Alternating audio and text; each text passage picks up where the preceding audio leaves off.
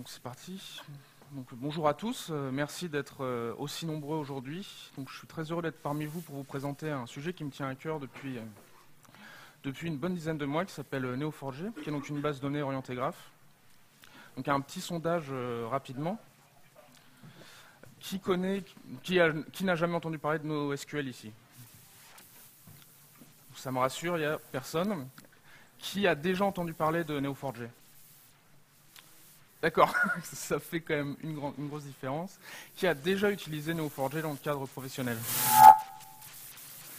Ok, donc là il y a un sacré contraste. Très bien. Donc le but de cette présentation, comme vous le verrez tout à l'heure, ce sera évidemment de vous donner un aperçu, un ensemble des fonctionnalités de base de Neo4j. Donc une petite page de publicité avant tout, si ça veut bien marcher. Donc je m'appelle Florent Biville. Donc je suis né à une époque où le cloud était très populaire, mais il se trouve qu'il s'est arrêté aux frontières, celui-là. J'ai ensuite commencé ma jeune carrière en tant que développeur, principalement front et principalement PHP.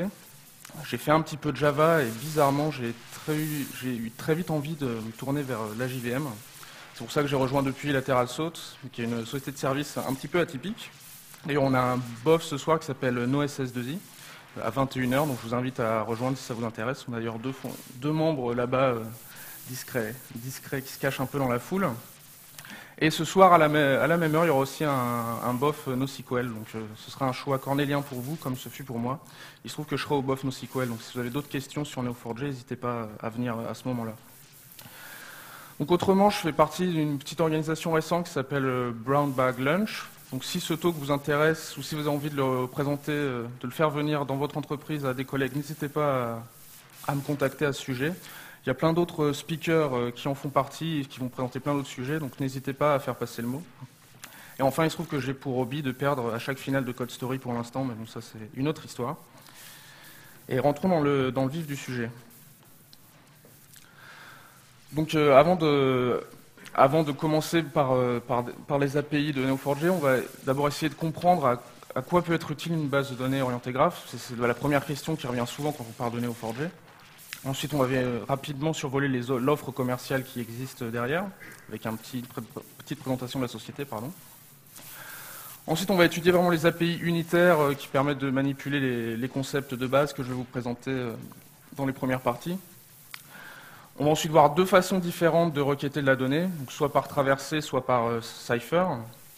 Et enfin, je vais survoler assez rapidement, vu les contraintes de temps, la surcouche REST qui existe avec Neo4j, et je vais parler un petit peu de Spring Data aussi.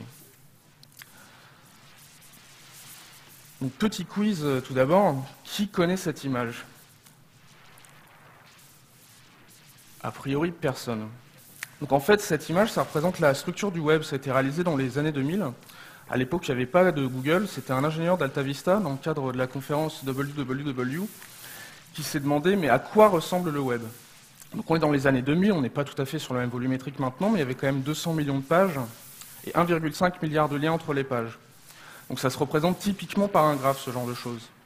Et il se trouve qu'en utilisant un algorithme qui s'appelle Strongly Connected Components, il a réussi à déterminer la structure du web. Donc très rapidement, ce n'est pas le but de la présentation non plus, on se rend compte que le web, ce n'est pas un ensemble homogène, il y a vraiment un groupe très concentré, donc qui est le centre du nœud papillon, si on veut façon de parler, où toutes les pages sont interconnectées entre elles. Un groupe de gauche qui va lier vers ce cœur, un groupe de droite où le cœur va lier à ces pages, et on a ensuite d'autres petits groupes un petit peu bizarroïdes. Tout ça pour dire que le graphe, c'est peut-être plus anodin que ce qu'on croit. En fait, on le retrouve assez vite partout. Il se trouve que le web peut être représenté en graphe, donc les hyperliens sont évidemment des relations, les pages sont des nœuds. On peut retrouver ça aussi évidemment dans les réseaux sociaux, donc Facebook a vraiment popularisé ça récemment avec sa Graph Search, justement là le terme devient même carrément explicite. On parle aussi, pour les réseaux de communication, tout simplement une machine qui peut parler à une autre, on va représenter ça avec deux nœuds et un lien entre ces deux machines. Et avec toute la richesse des algorithmes de graphes, on peut déterminer par exemple une grappe qui est peut-être plus sujette à des interruptions de service, ou éventuellement détecter des faiblesses dans le réseau, voire détecter un SPOF carrément. On peut aussi imaginer réécrire Maven, par exemple, en utilisant un système de graphes, parce qu'on peut tout à fait, les dépendances se modélisent très bien. Dire qu'un artefact A dépend de B, on peut très bien mettre juste l'artefact un nœud A, un nœud B et une flèche qui modélise la dépendance. Et on a toute une palette d'algorithmes, notamment le tri topologique, qui permettra de résoudre ces dépendances et vous donner les artefacts résolus dans le bon ordre d'exécution. Donc dans d'autres domaines métiers, on peut retrouver la téléphonie. Donc là, c'est autant pour la richesse des données et l'interconnexion qui existe que l'aspect schémalaise, parce qu'il se trouve que dans le côté secteur téléphonique, il faut maintenir tout un tas d'offres dont certaines sont plus promues du tout. On peut avoir des offres qui sont vieilles de 10-15 ans, mais tant qu'on a 2 ou 3 clients dessus, il faut les maintenir. Et du coup, le fait que Neo4j est schémaless, donc c'est pas la spécificité première qui fait qu'il faut adopter Neo4j, mais c'est quand même une spécificité, fait qu'on peut vraiment avoir des entités un petit peu hétérogènes. Et là où aussi le graphe Excel, c'est vraiment dans la détection de fraude. Donc si on prend une application de e-commerce par exemple, on peut très bien imaginer un calcul de score basé sur le nombre de tentatives liées à une transaction commerciale, le fait qu'elle est ratée ou pas, assigner un score et peut-être en apprentissage déterminer quelqu'un est fraudeur. Et si dans notre application de e-commerce on retrouve un graphe social, on peut même essayer de déduire, tiens, quelqu'un est lié à ce fraudeur, c'est forcément suspicieux, donc on va pouvoir jouer sur le score, etc. Donc de proche en proche, et c'est vraiment l'idée d'un graphe, c'est de rester local, on peut déduire et diluer ce score. Et en fait, c'est un petit peu la composante majeure du graphe. Donc on parle beaucoup de big data, j'aime mieux utiliser le terme clever data, parce que qu'est-ce que fait un graphe? Il expose des relations, et c'est vraiment là tout l'intérêt d'un graphe. De plus, le graphe est vraiment une structure simple. Vous allez voir qu'en 3 slides, je vais vous expliquer ce qu'est un graphe, donc il n'y a rien de vraiment compliqué. Et il se trouve qu'il y a plein d'algorithmes efficaces à notre disposition. Donc quand je dis efficace, c'est en termes de temps d'exécution, on est sur la complexité linéaire. Naïvement, quand on compare ça à un join, naïvement on va dire que c'est complexité quadratique, ce qui n'est pas vrai, on est plus sur du n-log n, voire un peu mieux. Mais on n'est pas du tout sur la même échelle. Là, sur les graphes, on est vraiment en local, en linéaire. Donc intrinsèquement, les recherches sur graphes sont plus performantes. Et comme je disais, vous connaissez sans doute le plus court chemin comme algorithme de graphe, il y en a plein d'autres, le breadth first search, depth first search, qu'on va étudier un tout petit peu. Personne n'existe, vous l'avez vu. Donc là, on est Ah, ok. applicatif.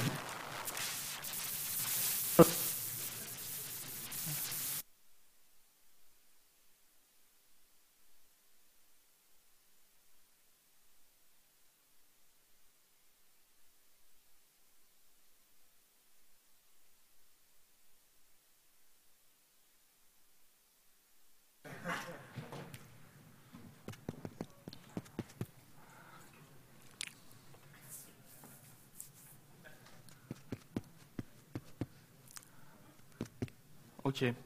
Donc je reprends, malheureusement Neo4j ne résout pas encore ce genre de problème, mais ça viendra.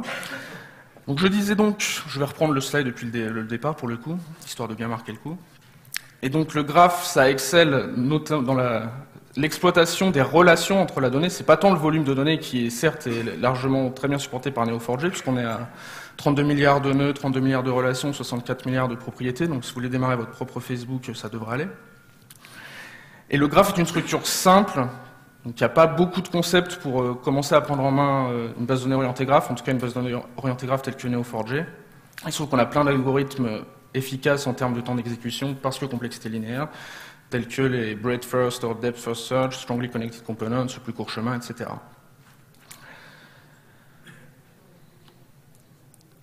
Donc voici un graphe. Je sais que c'est impressionnant, mais c'est un graphe. En fait, c'est un nœud. Donc c'est la terminologie employée par Neo4j sera node. On peut aussi retrouver dans la littérature vertex, au pluriel vertices.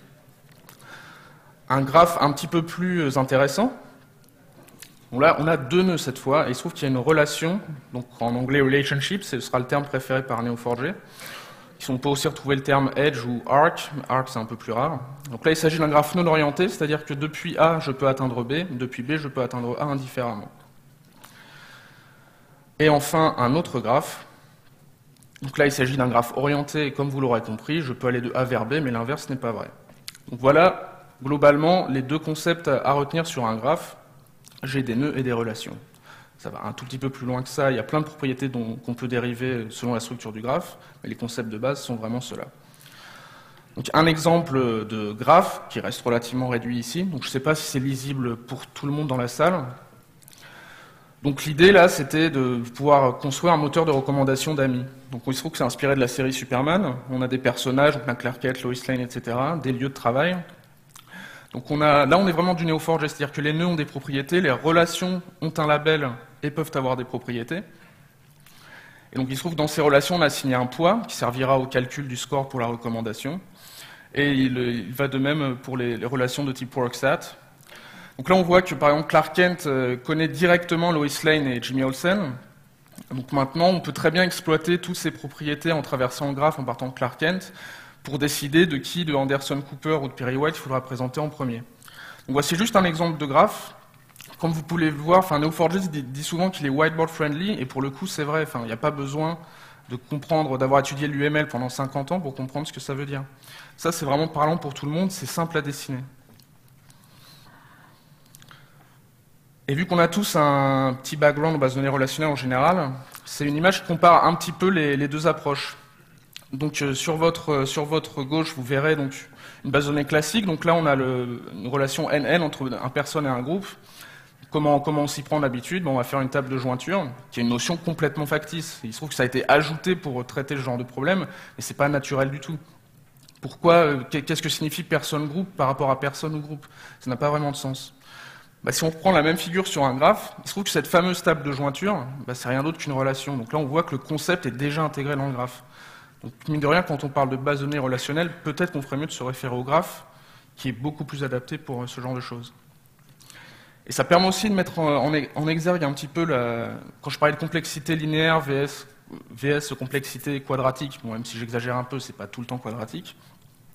Là, vous voyez qu'il faut faire un matching sur toute la table de jointure, éventuellement restreinte sur le prédicat, alors que sur un graphe, on fait peut-être un lookup pour avoir un point de départ, et ensuite on peut traverser le graphe. Donc là, on est vraiment sur les recherches globales vs recherches locales. C'est aussi pour ça qu'un graphe est assez efficace, pourvu qu'on ait suffisamment de relations dans notre modèle.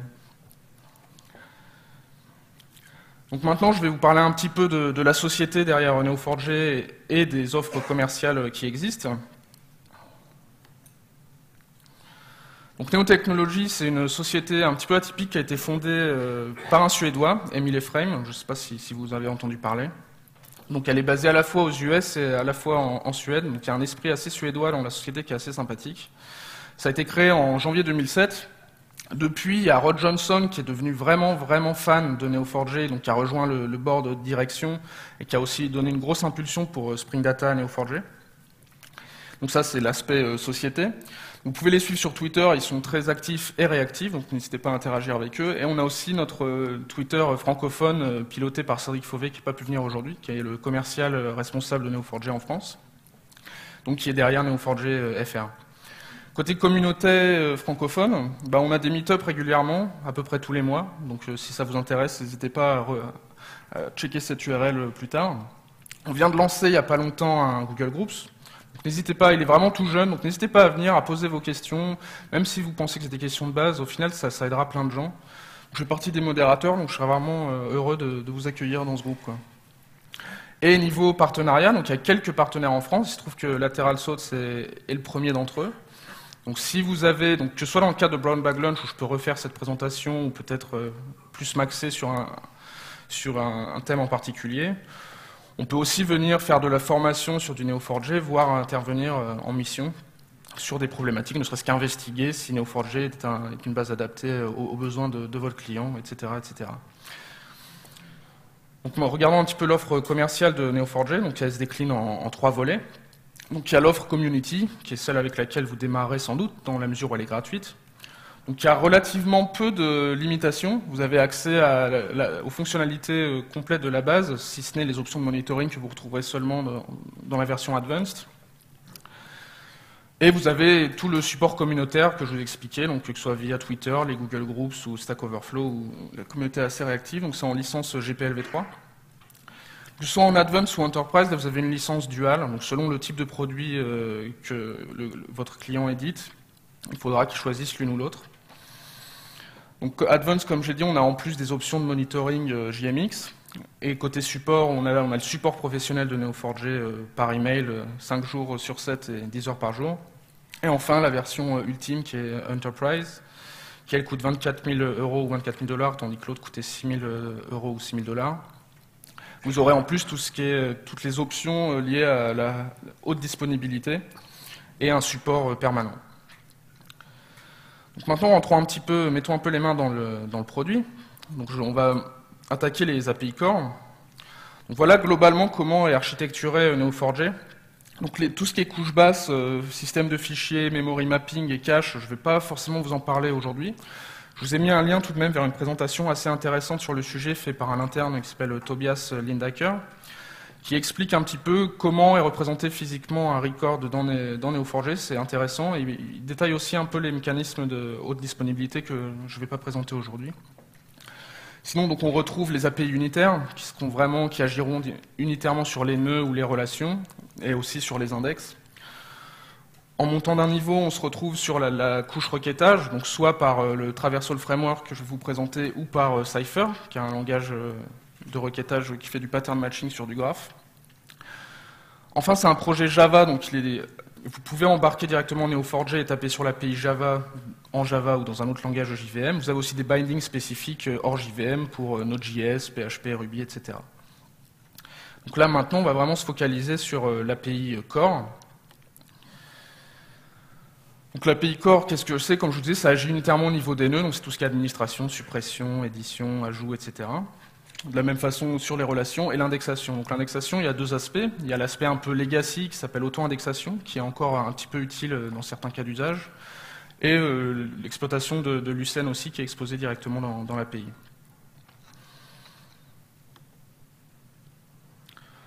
Donc tout d'abord, comme je vous l'ai présenté oralement tout à l'heure, qu'est-ce qu'un nœud pour Neo4j? C'est simplement un élément dans le graphe auquel on peut éventuellement adjoindre des propriétés. Une propriété, qu'est-ce que c'est? C'est juste clé-valeur. Et ça, c'est vrai quelle que soit l'entité, que ce soit nœud ou relation. Une relation, la seule différence, parce qu'au final, c'est des first-class citizens, comme on dit en anglais, citoyens de première zone. Les relations aussi peuvent avoir des propriétés, donc on peut avoir des relations riches. Et la contrainte sur les relations, c'est qu'il faut qu'elles soient libellées et qu'elles aient forcément un départ et une arrivée. Ça peut être le même nœud, mais il faut forcément qu'il y ait ça. Neo4j ne vous autorise pas. Si vous supprimez un nœud, vous ne pouvez pas vous retrouver avec une relation qui n'est liée qu'à un seul bout. Ce n'est pas possible, ce sera interdit. Donc ça, voilà les concepts un petit peu plus précisés. Donc la différence par rapport aux 3 slides que je vous ai fait, c'est juste qu'il y a des propriétés supplémentaires qu'on peut adjoindre aux nœuds ou aux relations. Donc, il y a un petit exemple de création de nœuds. Donc là, on est en mode embarqué, comme vous pouvez le voir. Donc on va juste spécifier le chemin vers lequel on veut que les fichiers soient stockés. Et à partir de là, donc, je récupère le Graph Database Service que vous verrez tout au long des slides. Vous ne verrez pas forcément le bout de code qui crée la base de données embarquée, mais c'est toujours le même. Et ce qui est important à noter, c'est que Neo4j est fully acid. Donc tout ce qui est écriture doit s'effectuer au sein d'une transaction. Donc là, qu'est-ce que je fais? Je décide de créer un nœud. Donc là, on voit bien l'aspect schémalaise dans la mesure où je récupère un node. Je ne récupère pas un type plus précis. Je récupère soit des nodes, soit les relationships. Il n'y a pas de différence entre les différentes relations ou les nœuds de mon graphe. Tout est node ou relationship. Et je lui crée une propriété. Donc là, Stefan Johnson, je commit ma transaction, le nœud est persisté. À ce moment-là, qu'est-ce qui va se passer? Il se trouve que le nœud se verra aussi assigner un ID. Et là où je tiens à vous prévenir, faites super attention avec ça. Il se trouve que dans la doc officielle, il y a beaucoup de recherches par ID. Sauf que l'ID, c'est une notion purement technique. En fait, dans les couches basses, l'ID pour un nœud, qu'est-ce que c'est? C'est un offset dans un fichier. Or, si vous supprimez cet ID, il y a une option de recyclage qui peut être activée et un autre nœud peut récupérer cet ID. Donc, vous ne pouvez vraiment pas vous en servir comme référentiel stable dans la mesure où un autre nœud peut-être plus tard va récupérer cet ID. Donc, ce n'est pas un vrai UUID. Donc, surtout, évitez à tout prix d'utiliser les ID dans ce sens. De la même façon, pour une relation, donc là, une relation a besoin de 2 nœuds, donc potentiellement j'aurais pu prendre le même, là j'ai créé 2 nœuds différents, donc je ne vais pas répéter la création du nœud de Stefan Johnson, mais c'est la même idée. Donc qu'est-ce que je fais? Je crée, donc j'ai Stefan Johnson, aussi un autre nœud qui a la propriété d'Evox, et ensuite j'ai un point d'entrée directement via le nœud qui m'intéresse, donc le nœud Stefan Johnson deviendra le nœud de départ de la relation. Le label sera has founded. Donc qu'est-ce que je dis? En fait, je dis que Stefan Johnsen a fondé Devoxx. Et j'ajoute une propriété sur cette relation, qui est l'année de fondation en 2001. Et donc, ici, comme tout à l'heure, c'est une écriture, c'est au sein d'une transaction. Et petit aparté d'ailleurs, quand vous créez des relations, pensez toujours à être le plus explicite possible. Donc, par exemple, le titre de ma conf est un anti-pattern, is a, has a. C'est juste une très mauvaise idée, parce que vous allez vous retrouver avec 50 000 relations titrées comme ça, et qui n'auront pas forcément le même sens. Donc quand vous créez une relation, pensez vraiment à être le plus précis possible. Et comme je vous l'ai déjà dit, on ne peut pas avoir de relation orpheline, c'est-à-dire que si vous supprimez un nœud, vous devez avoir supprimé sa relation avant. Il n'est pas possible d'avoir une relation qui se balade toute seule, rattachée juste à un seul nœud. Donc niveau indexation, comme je vous disais, ça repose sur Lucene. Donc là, la partie lecture, on n'a pas besoin de transaction. Donc là, je vous montre un tout petit peu, c'est dans la mesure où le for nodes, qui va en fait récupérer l'index nommé conférence ou VIP, si l'index n'existe pas, il va le créer. Donc il y a quand même une notion d'écriture, mais il se trouve que dans ce cas-là, exceptionnellement, on n'a pas besoin de transaction autour. Donc à partir de là, je récupère deux index liés à des nœuds, et je fais, donc dans le premier cas, je vais récupérer le nœud Devoxx par un exact match. Donc je vais récupérer le nœud, et je suppose qu'il n'y a qu'un seul résultat, sinon j'aurai une exception. Donc je suppose qu'il n'y a qu'un seul nœud dont la propriété name est exactement Devoxx, c'est comme ça que je récupère le nœud. Sinon, je peux aussi faire des requêtes Lucene directement, comme vous pouvez le voir ici.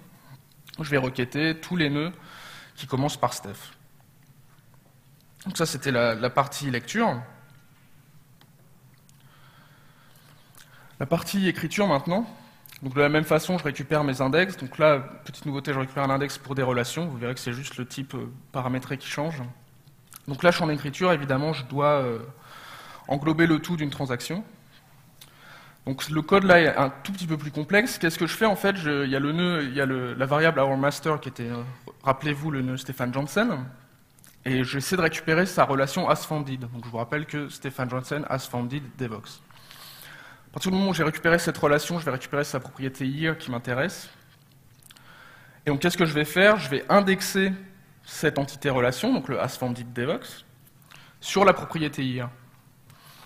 Et l'autre exemple, c'est comment supprimer un index. Et en fait, on peut indexer n propriétés pour une entité, on peut indexer n entités aussi.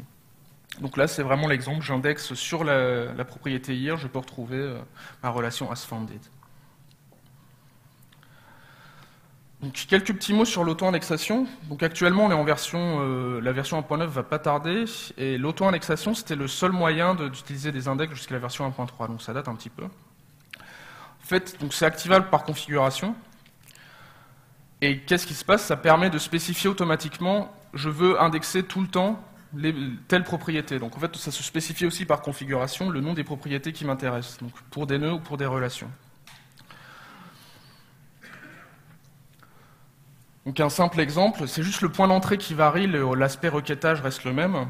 Donc là, il se trouve qu'on doit rappeler, donc là je suis intéressé par des nœuds et non pas par des relations, par un node auto-indexer. Et ici, je vais donc refaire pareil, une requête exacte sur la propriété nom d'un nœud et récupérer le résultat.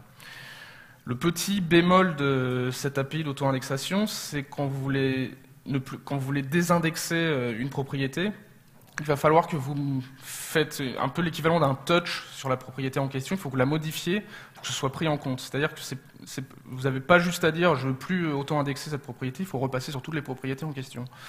C'est pour ça que c'est quand même un bémol assez pénible.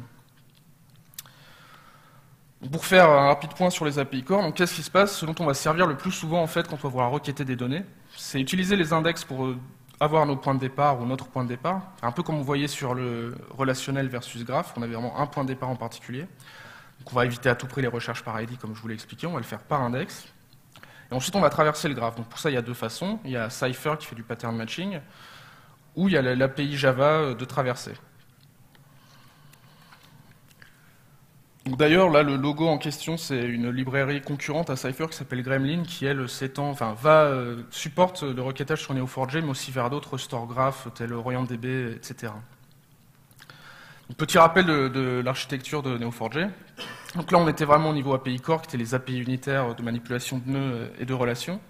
Là, on va monter dans un niveau d'abstraction, pardon. On va aller sur l'aspect requêtage. D'abord, petit rappel, il se trouve que le framework de traversée a plein de paramètres. Donc là, c'est ce qu'on appelle une breadth first search. Donc qu'est-ce que c'est? Si on fait un peu l'analogie avec un arbre généalogique, on va partir là, donc le point de départ, on va le spécifier nous-mêmes, c'est l'input qu'on va donner.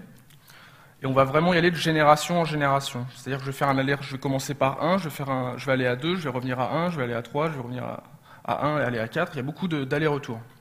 Donc j'y vais vraiment niveau par niveau.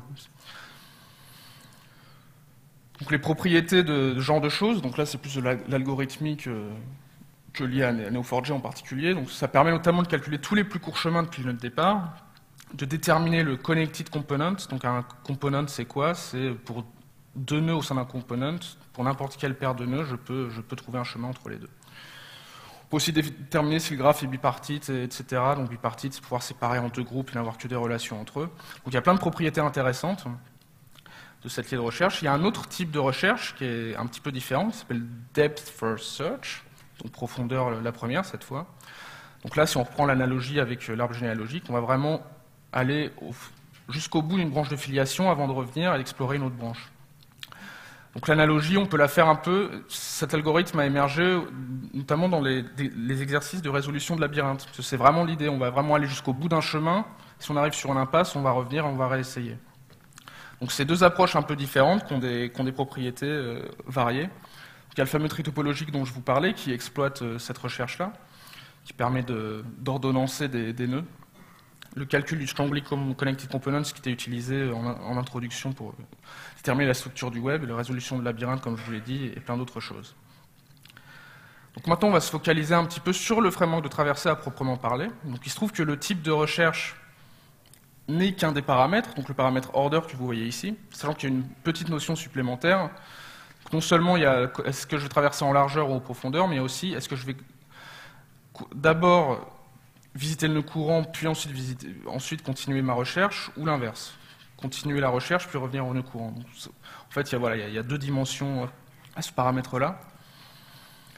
Et tous ces paramètres-là sont encapsulés dans Traversal Description. Donc, Evaluator, c'est vraiment lui qui a l'intelligence de la traversée. Donc, il décide, entre autres, est-ce que j'inclus ou est-ce que j'exclus l'élément que je suis en train de parcourir, donc relation au nœud. Est-ce que j'arrête ma recherche ou est-ce que je continue? Donc, c'est 2 aspects différents. Ensuite, il y a des notions d'unicité et d'expander. Donc, est-ce que je veux considérer les nœuds de façon unique globalement, parmi les plus récemment visités, etc. Vous n'êtes pas évidemment obligé de tout renseigner. Le plus important reste l'évaluateur et l'order. Tout ça est encapsulé, comme je vous le disais, dans un objet Traversal Description. Vous allez vraiment décrire comment vous voulez traverser votre graphe, ce qui est en contraste avec Cypher, comme je vous l'expliquerai tout à l'heure. Donc, vous encapsulez tout ça dans une recette de traversée.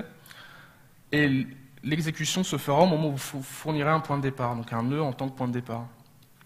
Et à partir de là, vous pouvez demander tous les paths, donc c'est vraiment un sous-fragment du graphe, donc l'ensemble des relations et nœuds qui ont été marquées comme incluses dans la traversée, seulement les nœuds, seulement les relations. Donc c'est un petit peu complexe, comme vous le verrez. Donc un exemple, alors je suis désolé, c'est du Java, c'est pas forcément la façon la moins verbeuse de faire. Donc, comme je vous le disais, on a accès à une description. Donc c'est une API Fluent, donc ça reste relativement facilement utilisable. Donc là, je demande une breadth first search. Je veux seulement traverser les relations isFriendWith.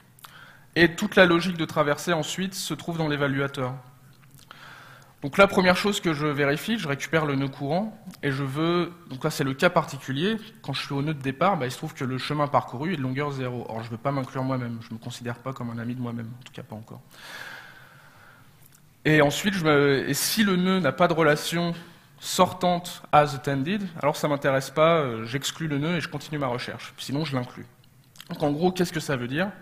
Je cherche tous les amis, donc si vous regardez la dernière ligne Our Master de Stefan Johnson, et qui ont une relation type as attended. Donc qu'est-ce que ça veut dire? Je recherche tous les amis qui ont fréquenté, donc là on imagine qu'on est dans un graphe avec des conférences, je recherche tous les amis de Stefan Johnson qui ont fréquenté des conférences. Donc l'avantage de cette API, c'est qu'elle est fluent, elle est extensible et paramétrable à souhait, et immuable aussi. Le problème c'est que c'est quand même très très très verbeux, et on décrit vraiment comment, et on n'a pas forcément envie de s'embêter avec ces détails-là. Donc il y a un projet qui a émergé là depuis 1 an et demi qui s'appelle Cypher, parce que Neo4j sont des gros fans de Matrix, donc ceux qui se rappellent du film C'est le traître au premier volet de Matrix. Et donc c'est aussi le langage de requêtage de Neo4j. Donc ils sont un petit peu inspirés syntaxiquement du SQL, pas conceptuellement, mais la syntaxe ressemble.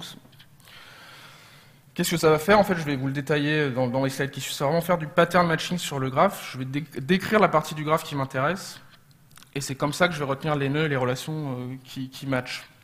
C'est un projet créé en Scala. L'avantage par rapport à l'API de traversée, c'est que c'est purement déclaratif. Donc je vais dire ce qui m'intéresse, mais je ne vais pas dire comment je vais traverser le graphe. Potentiellement, selon la requête que je vais écrire, je vais ou pas exécuter tel algorithme. Et pour ceux qui aiment l'ASCII art, vous allez être servis parce qu'il y en a quand même pas mal. Donc prenons un exemple de pattern, le pattern qui m'intéresse. Je vais retrouver au sein de mon graphe un sous-graphe qui ressemble à ça. Donc partons de ce graphe-là, donc en maille, et prenons ce point de départ. Donc là, j'ai 3 points de départ différents, et le but du jeu, ce que Cypher va faire finalement, c'est essayer de matcher ce motif à partir de mes points de départ. Donc c'est vraiment l'idée de Cypher. Comment on n'est pas censé s'en soucier, c'est vraiment toute l'intelligence encapsulée par Cypher. Donc on a différents exemples de résultats qui matchent. On commence par celui-là, comme vous pouvez le voir, je vous laisse le temps de lire un petit peu, ça match exactement le motif. Ça continue, on a évidemment d'autres, etc., etc. Donc maintenant, ça c'est vraiment l'idée de base du fonctionnement de Cypher, c'est le matching sur le graphe. Maintenant on va entamer la partie syntaxe, donc la partie que j'ai appelée ASCII art, vous allez vite comprendre. Donc à ma gauche, j'ai comment on représenterait un graphe sur un tableau. Donc j'ai 2 nœuds avec une relation dirigée. Et voilà comment ça s'écrit en Cypher. Donc un nœud, c'est juste représenté. Il faut imaginer un rond entre 2 parenthèses. Une relation, c'est double tiret, éventuellement une flèche, si la relation est orientée ou pas. Ça, c'est vraiment le minimum qu'on puisse écrire. Éventuellement, on veut pouvoir exploiter ces nœuds plus tard dans la requête. Donc on peut leur assigner des noms de variables. Donc là, c'est ce qu'on fait ici avec Cypher. Donc, il suffit juste d'assigner un nom de variable au nœud, c'est aussi simple que ça. Éventuellement, la relation peut être nommée. Donc là, ça va commencer à ressembler un peu au titre de la conférence, finalement. Il se trouve que le label donc, est loves, et la syntaxe d'une relation, c'est donc entre crochets, nom de variable, label. Il se trouve que là, je n'ai pas besoin d'exploiter la relation dans le reste de ma requête, donc je laisse tomber le nom de requête, d'où les 2 points qui sont au départ. Un petit peu plus complexe maintenant, on va reprendre le motif qui était utilisé pour décrire la traversée. Et donc là, je peux très bien chaîner les relations. Donc là, on a bien A qui va vers B qui va vers C, et aussi A qui va vers C. Donc ça s'exprime tout simplement comme ça dans Cypher. Donc là, c'était vraiment la partie pattern matching qui correspond en fait à la clause match dans Cypher. Donc il y a 3 clauses principales. Start qui va préciser le ou les points de départ. Comme je vous l'ai dit, il faut toujours, on part d'un point précis ou de plusieurs points précis, et ensuite on va traverser le graphe de proche en proche. Match, c'est toute la partie que je viens de vous décrire, toute la partie ASCII art, qui va décrire quel sous-graphe m'intéresse. Éventuellement une clause where que je n'ai pas mise ici, si on veut restreindre. Return, et il y a plein d'autres opérateurs d'agrégation. Donc, j'ai évidemment pas le temps de vous faire un cours complet sur Cypher. C'est un langage qui s'enrichit de plus en plus vite, et ça me prendrait beaucoup plus d'1 heure. Donc notez qu'évidemment, on peut faire des recherches, je vais encore insister sur la recherche par ID, on peut faire des recherches par ID dans pratiquement toute la doc officielle, c'est comme ça, mais il ne faut pas le faire, il faut faire des recherches par index, et vous aurez quelques exemples dans les slides suivants. Donc regardons un peu donc là on a 2 exemples de requêtes, et donc justement on a déjà une première recherche par index. Donc on va rechercher dans l'index qui s'appelle VIP, sur un exact match, donc là on va rechercher un nœud dans l'index qui est indexé dans l'index VIP, dont la propriété nom est exactement égale à Stéphane Janssen. Là on va dans la partie ASCII art, donc ça c'est notre point de départ, on va entrer dans le graphe à ce point-là. Et donc je lui ai assigné le nom de variable Stéphane, et donc je m'intéresse notamment, quand vous voyez le return, à Stéphane et à Friend. Donc Friend, c'est quoi leur particularité? C'est que Stéphane est ami avec ces gens, avec Friend. Et Friend, en plus, j'ai ajouté une contrainte, as attended, donc à participer à une conf. Et je restreins ensuite la conf à Devoxx. Donc en gros, je recherche tous les amis de Stéphane qui ont participé à Devoxx. Et collect, c'est juste un opérateur d'agrégation qui va me retourner une collection. Donc en résultat, j'aurai Stéphane et sa collection d'amis. Un autre exemple où cette fois on a 2 points de départ, donc on a toujours Stéphane, et cette fois il y a une petite variation syntaxique sur l'index qui s'appelle conférence, qui cette fois est une requête Lucene. Donc c'est un petit peu difficile, c'est un petit peu déroutant au début. Quand on est sur de l'exact match, ce sera la propriété égale et ma valeur entre guillemets. Quand on est sur du Lucene, c'est directement la query. Donc là, il faut vraiment lire ça comme la query. Donc je vais regarder avec Lucene tous les nœuds indexés dans l'index conférence qui commencent par dev. Et à partir de là, je vais contraindre le nœud Devoxx par une relation organized by Stéphane et les gens qui ont donc une relation de type participer à Devoxx. Donc ça, le fait d'avoir organisé par Stéphane, c'est pour être sûr qu'on est sur du Devoxx et pas sur autre chose. Ensuite, je regardais l'année d'organisation. Donc ça, c'est la relation qui est exposée ici, donc que je réutilise dans ma clause where. Donc ici, j'ai bien besoin d'un nom de variable. Donc je recherche vraiment toutes les organisations de Devoxx depuis 2010 et dont le nom des participants commence par flow. Donc là, on a un opérateur de regex et on peut retourner le résultat qui va bien. Donc je sais que c'est un petit peu déroutant au début la différence entre les queries Lucene et les exact match, mais on s'y fait relativement vite finalement. Et depuis la version 1.8, qui est la dernière version stable actuellement, on peut aussi avoir des accès en écriture sur le graphe, donc ça c'est relativement nouveau. Donc l'exemple le plus basique, c'est create le nœud. Donc là on va créer un nœud anonyme qui n'a strictement aucune valeur. Un exemple un peu plus intéressant, c'est on va créer un objet complexe avec des propriétés. Donc là, on va créer un nœud qui a une propriété name et date de naissance, et on va le retourner éventuellement pour l'exploiter côté back-end. Et enfin, encore plus complexe, cette fois on va partir. Là, qu'est-ce que je veux faire? Pour créer un nœud, c'est vraiment direct. Pour créer une relation, il faut forcément que je la crée entre 2 nœuds. Donc qu'est-ce que je vais faire ici? Je vais d'abord récupérer 2 nœuds. Donc encore une fois, un exemple de requête Lucene et un exemple d'exact match. Et à partir de là, le plus intéressant, c'est vraiment dans le create. Donc Flow et Devoxx existent déjà, et c'est vraiment la relation ici que je vais créer, et directement avec une propriété year 2011. Et à partir de là, je retourne la relation que j'ai créée. Donc ça, c'est quelques exemples. Il y en a évidemment beaucoup d'autres en écriture pour Cypher. Donc l'avantage de Cypher, c'est que c'est relativement DevOps friendly. Alors, je mets quelques parenthèses. Je ne vais pas être aussi affirmatif, mais disons que ça ressemble un peu à du SQL, donc ça a tendance à rassurer un peu. C'est déclaratif, donc on n'a vraiment pas à se soucier de quel algorithme on va utiliser pour traverser le graphe, et ça peut s'adapter selon le type de requête, selon le plan d'exécution de notre requête. Malgré tout, moi je trouve ça assez expressif, je trouve que ça prend assez vite, mais alors, je sais que je suis des fois un peu minoritaire sur ce point, mais alors le problème actuellement, et ça va changer dans la version 2.0, j'imagine, peut-être dans la version 1.9 qui arrive, mais c'est pas certain. Autant on a un accès en écriture sur les index, ce qui est très utile pour déterminer les points de départ, mais on n'a pas d'accès en écriture sur les index. Ça, c'est pas possible, il faut repasser par les API Java ou l'API REST. Ce qui fait une excellente transition vers l'API REST, justement, qu'on va survoler. Donc, petit rappel, donc on était là au niveau couche de requêtage, on a donc vu le framework de traversée, qui est très puissant mais très verbeux, et le pattern matching qui nous cache beaucoup de choses, et c'est pour notre bien. Et donc là, on va explorer un peu la surcouche REST. Jusqu'ici, tous les exemples étaient en mode embarqué, donc on crée une embedded database avec un chemin particulier. On peut aussi déployer un Neo4j sur un Tomcat à part, qui lui va exposer les opérations unitaires en REST. Donc l'avantage de ce mode serveur, c'est qu'il est complètement agnostique au langage client. Donc, potentiellement, on peut taper vraiment sur n'importe quel langage. Je ne sais pas si Whitespace ou Brainfuck un jour une librairie client REST, et on pourra faire du Neo4j avec tout simplement. Et on a accès à toutes les opérations de traversée et les opérations unitaires qu'on a vues précédemment. Donc un rapide exemple de requêtage en REST. Donc, désolé, il y a beaucoup de données. Donc là, on fait juste du curl tout simplement, parce qu'on est en REST, et ça va nous exposer en JSON, qui est le format par défaut, la donnée en question. Donc l'attribut le plus important, c'est le deuxième, qui s'appelle data. Il se trouve que là, c'est un nœud. Je demandais le nœud qui a l'ID 1. C'est forcément le meilleur exemple, c'est une recherche par ID. mais je retrouve le nœud qui a le nom Stéphane Johnson, et à partir de là, je peux suivre les relations, donc on est sur du REST, donc on se contente de suivre ce qui est exposé. Je peux éventuellement, en suivant l'URL de Incoming Relationship, voir les relations vers Stéphane. On a les outgoing aussi. Enfin voilà, il y a un accès à différentes propriétés du nœud.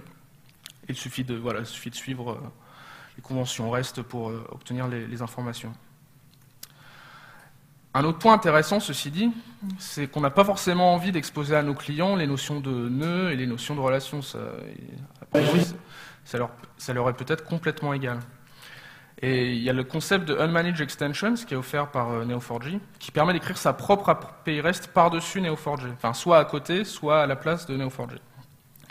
Donc l'avantage, c'est qu'on peut écrire une API qui a du sens par rapport à notre domaine métier. C'est quand même super intéressant. Donc c'est couplé avec JAX-RS. Pour récupérer le Graph Database Service qu'on voyait dans les exemples, on passe par la notation add-context. Et on a juste à déclarer par configuration, donc c'est disponible en Java également, les classes qui vont exposer ces extensions. Donc un exemple simplissime d'Unmanaged Extension qui va vraiment exposer quelque chose qui a du sens. Donc là, si on repart un peu sur l'idée de conférence, donc je ne sais pas si tout le monde est familier avec gRZ, mais ça devrait être relativement lisible. En gros, je vais exposer une URL de type / nom de participant / nom de conférence / here. Et avec le add-context, comme je vous disais, on récupère l'instance de Neo4j qui est déployée. Et à partir d'ici, qu'est-ce que je vais faire? Après, libre à vous de taper sur l'API Java directement, soit de faire du Cypher, faire du Traversal Framework. Donc là, dans ce cas-là, qu'est-ce que je fais? De façon pas safe du tout, évidemment, donc faites pas ça chez vous, hein, vérifiez un petit peu les paramètres en entrée. Je vais essayer de récupérer le nœud de participant qu'a le nom qui a été passé en paramètre, idem pour la conférence, et je vais juste récupérer l'année à laquelle le participant a participé à cette conférence. Donc ça vous donne d'ailleurs un exemple de comment exécuter via l'API Java du Cypher, c'est pas juste par un new execution engine.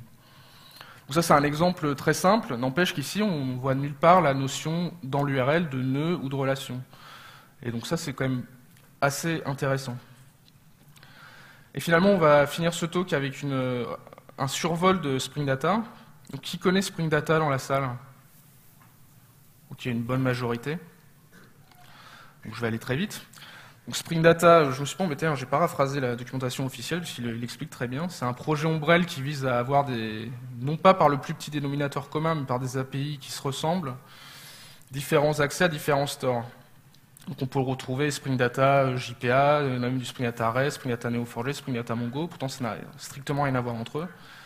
Donc ils n'ont pas cherché à trouver une partie commune, ils ont vraiment cherché à exploiter les spécificités de chaque store à fond, tout en gardant une certaine cohérence. C'est un peu l'idée de Spring Data.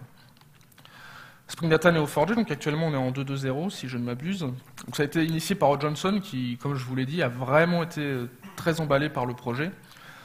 Donc l'idée c'est d'avoir une certaine cohérence avec les annotations qu'on connaît, donc ça ressemble, comme vous le verrez dans le slide suivant, un peu à du JPA. Il y a la notion de repository qui est transverse à tous les projets Spring Data. Donc repository qui permet de faire l'accès aux données, toutes les méthodes de lecture et d'écriture sur nos données. On retrouve aussi nos templates Spring, spécialisés pour les graphes. Et sous le manteau, qu'est-ce qu'il va faire? Il fait un petit peu ORM-Lite finalement, les fameuses entités qu'on va retrouver au slide suivant. Il va ajouter un attribut supplémentaire dans les nœuds qui est type et qui va préciser le nom qualifié de la classe ou l'alias. Ici, je n'ai pas exploité l'alias, mais ou l'alias qu'on a bien voulu préciser. Donc, il y a une petite information supplémentaire qui fait qu'il peut retrouver ces petits entre le monde graph et le monde Java. Donc là, c'est un exemple assez simple de node entity. Si je voulais une relation, ce serait relationship entity. Donc, comme vous le disiez, ça ressemble un peu à du JPA.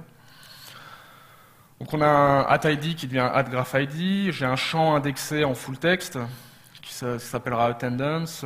J'ai accès à donc via la relation asAttended, j'ai accès à un ensemble de conférences pour ce participant.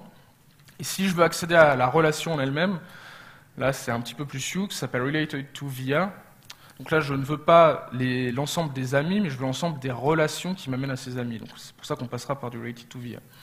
C'est un exemple assez simple d'entité, et on a aussi la notion de repository. Donc avec Spring Data, on a du repository de base, du CRUD repository, qui est pour les opérations unitaires, création, lecture, mise à jour, suppression. On a aussi la pagination et le tri qui viennent gratuitement. Et en plus, spécifiquement pour Neo4j, on a cette notion de graph repository. Donc on a nos Magic Finder, que je n'ai pas exposé ici, qui par convention de nommage, vous avez juste la signature à écrire de votre méthode et il trouvera l'implémentation qui va bien, juste par convention de nommage. Faire un peu de l'OGNL en camel case, pour parler bêtement. Et sinon, vous pouvez aussi associer juste la query qui vous intéresse, donc du Cypher, voire du Gremlin, même si c'est de moins en moins supporté. Et donc là, je peux associer directement mon paramètre à la requête Cypher qui est au-dessus. Et je vais essayer de retrouver tous les amis, donc qui vont trouver un iterable de participants, donc tous les amis du paramètre. C'est un tour très rapide de Spring Data, et c'est ici que le tour d'horizon de Neo4j s'arrête. Donc j'espère vous avoir donné un peu plus d'éléments concrets sur comment utiliser une base de données orientée graph. Si ce n'est pas le cas, je vous invite à venir au BOF NoSQL à 21h. Je serai content de discuter avec vous. Donc ce que je n'ai pas couvert pendant cette présentation, c'est tout ce qui est haute disponibilité.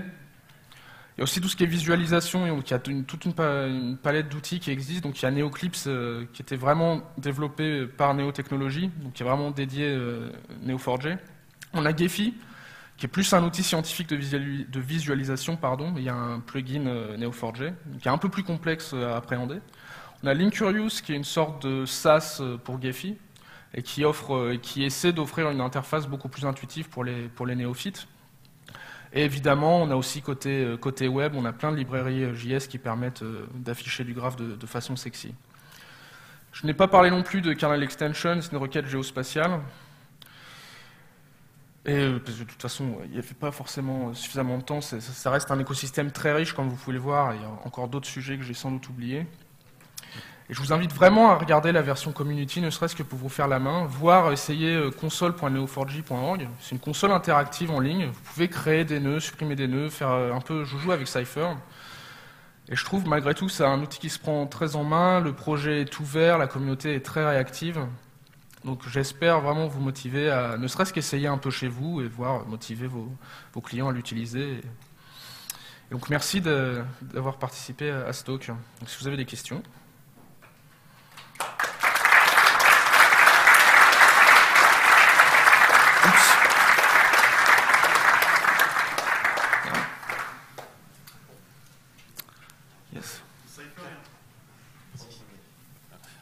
Cypher, c'est en Scala, mais là, de ce qu'on a vu, ça semble surtout un détail d'implémentation, parce qu'au final, on passe une string et on fait du parsing sur la string.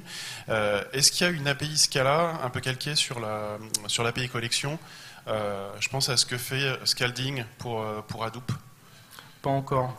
Je crois que c'est en discussion en interne chez eux, mais c'est pas encore prévu. Ce qui est assez surprenant dans la mesure où ils ont déjà Cypher qui est bon. Effectivement, en tant que développeur et consommateur de Neo4j, le fait que ce soit en Scala, nous, ça ne nous change pas grand-chose. Mais ils ont déjà des projets importants en Scala, et c'est pas encore à l'ordre du jour, une API Scala, comme tu cites.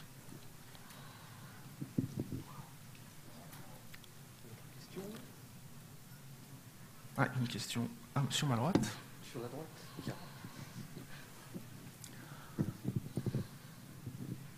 Oui, j'avais des questions sur les montées de version et les évolutions. Si par exemple on change de schéma, comment est-ce qu'on gère ça? Alors,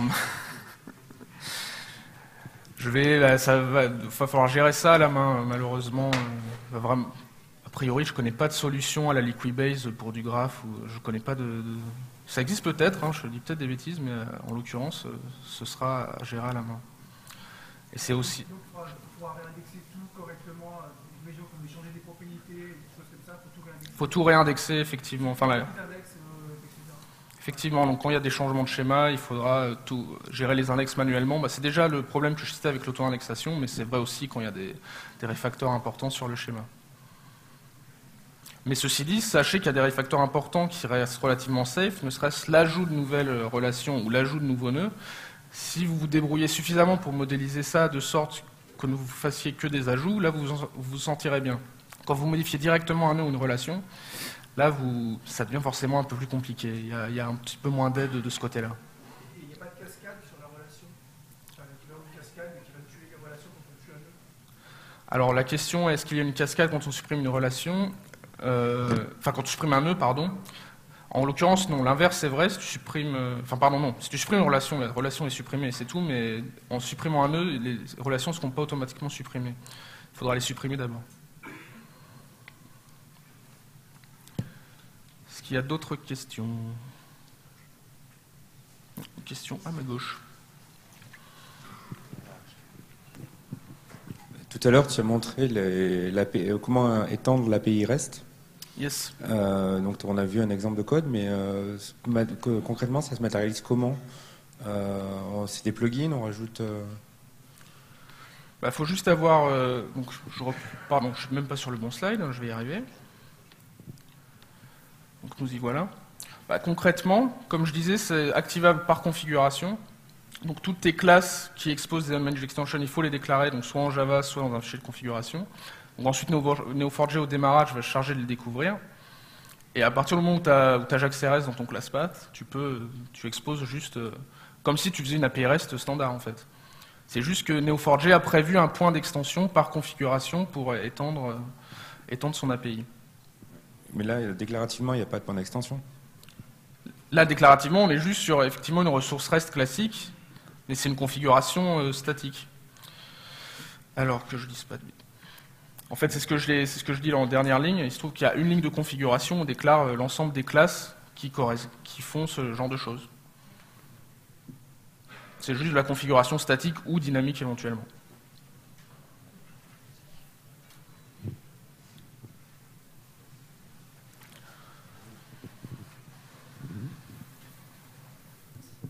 Est-ce qu'il y a une notion de rôle d'utilisateur et de droit d'accès avec Neo4j? Non. Tu peux la construire toi-même, mais non, il n'y en a pas qui viennent gratuitement.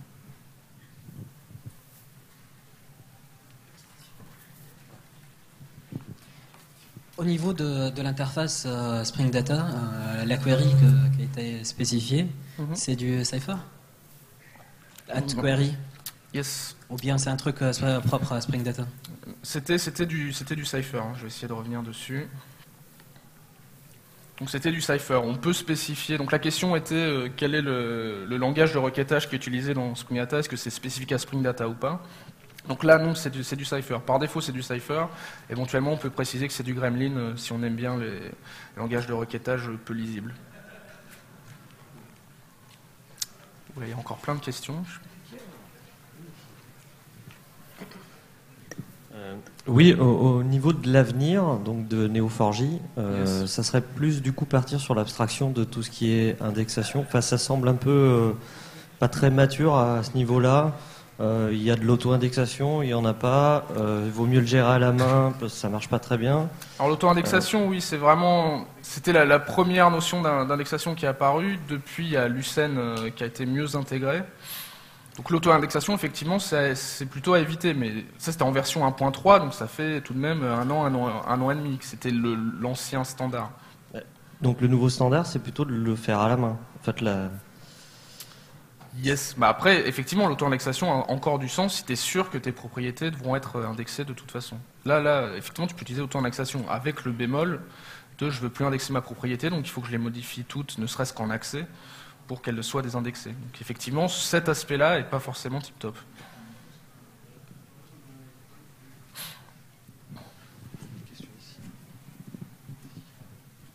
Quand tu conçois une application basée sur Neo4j, comment tu commences en fait? Parce que souvent dans les bases de données relationnelles, tu crées les schémas. Donc la question c'est, c'est comment on commence quand on veut utiliser Neo4j pour son projet. C'est en fait ce que je vais dire, ça s'applique pas seulement pour Neo4j, les questions qu'on devrait se poser, c'est quel genre de questions je veux répondre avec mon modèle.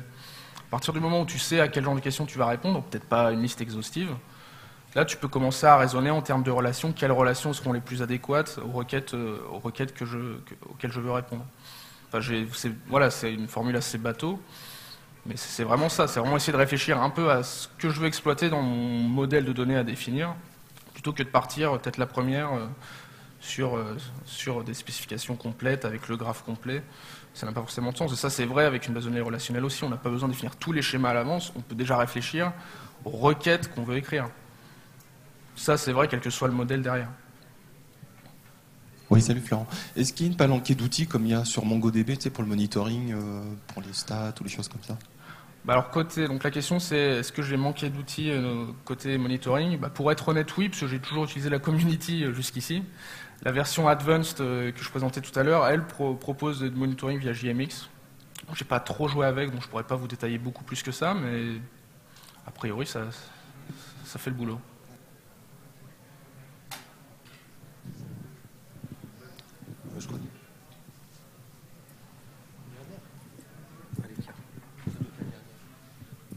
En termes d'outils pour tester les queries, en fait, tu disais que, alors je ne sais pas si c'est en duplication avec des outils de visualisation, mais on a des choses, des équivalents d'un Toad ou d'un PG3 admin pour tester tes requêtes, valider tes données, etc. Donc, comme je présentais, il y a Gephi qui est un outil un peu plus général scientifique. Il y a Linkurious qui commence. C'est un projet émergent, donc je ne peux pas vous dire que c'est un produit stable, c'est pas le cas, mais c'est un projet qui propose une interface un peu plus utilisable à la Toad, etc.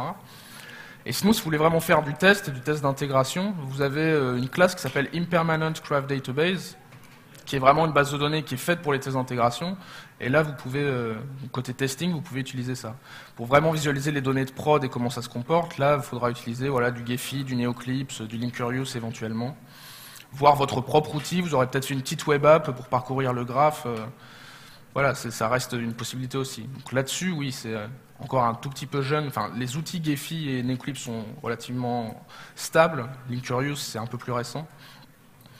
Donc ça dépend, oui, ça dépend. En tout cas, côté testing, encore une fois, il y a Impermanent Graph Database qui permet d'arriver à ses fins pour les tests d'intégration, et sinon, il y a les outils que j'ai cités. Merci à vous.